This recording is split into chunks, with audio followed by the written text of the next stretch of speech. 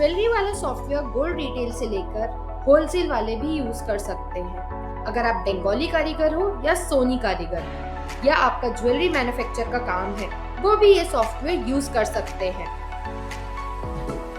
Jewellery stock के अंदर दो स्टॉक है। एक स्टॉक का बटन बाहर है जिसमें आपको कितना कैश है, कितना फाइन है, कितना कच्चा गोल्ड है शो करेगा, और दूसरा मॉड्यूल के अंदर है जिसमें आपके पास जो भी ज्वेलरी के आइटम है वो सब दिखेंगे, जैसे chain, ring, necklace, bangle etcetera. जब भी कोई कस्टमर ऑर्डर देता है उसकी एंट्री ऑर्डर रिसीव में होगी। जैसे ही आप कस्टमर का नाम सिलेक्ट करेंगे आपको उनकी पुरानी उधारी शो होगी। उसके बाद ज्वेलरी टाइप डालें, अप्रॉक्स वेट डालें क्योंकि फाइनल रेट जब आता है तो वो कम ज़्यादा हो सकता है। उसके बाद टंच डालें, फिर अप्रॉक्स वेस्टेज।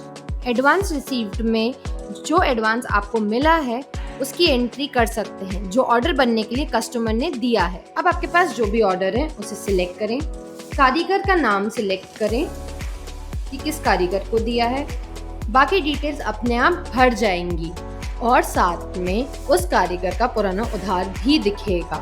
और उस कारीगर को इस ऑर्डर के लिए आपको कुछ गोल्ड देना हो तो उसकी भी एंट्री हो जाएगी और उसको एक रिसिप्ट निकाल के दे सकते हैं जिसमें उसे भी पता है उसके पास कितना गोल्ड या कैश जमा है और ऑर्डर में क्या बनना है। जब कारीगर फाइनल ज्वेलरी आइटम बना के आएगा तब। और अगर आप डायरेक्ट होलसेल या सप्लायर से ज्वेलरी आइटम मंगवा रहे हैं तो उसकी एंट्री यहाँ एडिड टू स्टॉक में होगी।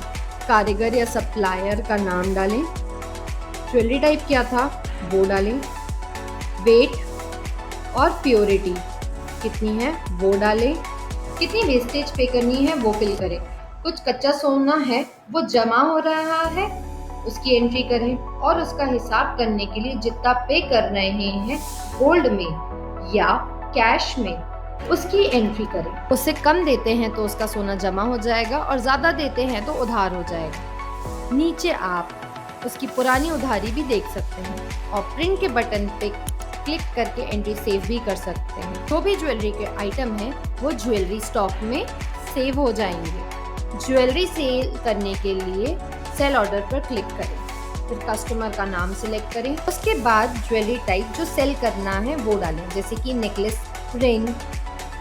फिर उसके बाद ज्वेलरी आइटम का वेट डालें, फिर उसकी प्योरिटी आ जाएगी। फिर कस्टमर से जितनी वेस्टेज चार्ज कर रहे हैं वो डालें। जो भी वेस्टेज आप चार्ज कर रहे हैं वो आपके इनकम में जा रही है। उसके बाद कस्टमर का एडवांस दिया था और बचा हुआ एक्चुअल रिसीव में डालें। नीचे उसका पुराना जमा उधार देख सकते हैं और प्रिंट के बटन पे क्लिक करके आपका आइटम सेल हो जाएगा और आपके ज्वेलरी स्टॉक से माइनस हो जाएगा और कितने पैसे या गोल्ड दिए हैं वो स्टॉक में अपडेट हो जाएगा। अगर उधार करता है तो उधारी खाते में चला जाएगा। आप जो भी एंट्री कर रहे हैं वो लिस्ट में सेव हो रही है। यहाँ पे 4 लिस्ट के आइकन हैं। जिसकी जिसकी एंट्री सेव हो रही है उसको आप ओपन करके प्रिंट या डिलीट भी कर सकते हैं। पुरानी एंट्री देखने के लिए डेट फिल्टर में देख सकते हैं। लोन में आप पुरानी गोल्ड या कैश की उधारी कर सकते हैं, साथ में भाव कट भी कर सकते हैं। जो भी एंट्री उधार या जमा हो रही है वो सभी कस्टमर की लिस्ट में दिखेंगे। नए कस्टमर को ऐड करने के लिए जहां कस्टमर सिलेक्ट करते हैं उसके साइड में एक प्लस का आइकन है, उसमें बेसिक डिटेल्स डालकर सेव कर सकते हैं। उसकी लिस्ट आपको कस्टमर में दिखेगी और साथ में आपको कोई डिटेल्स एडिट करनी हो तो एक्शन के 3 डॉट पर जाके आप कर सकते हैं। आपके बिजनेस में कोई भी खर्चे होते हैं जैसे रेंट बिल, सैलरी एक्सेट्रा, उसकी एंट्री आप एक्सपेंस यानी खर्चे में कर सकते हैं।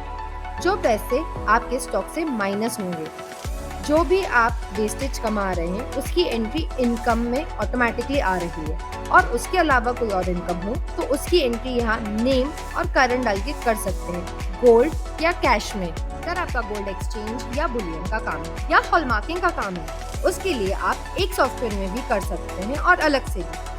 हमारे सॉफ्टवेयर गोल्ड इंडस्ट्री के सभी कामों के लिए बना है। आपको कोई कस्टमाइजेशन चाहिए तो वो भी मिलेगा।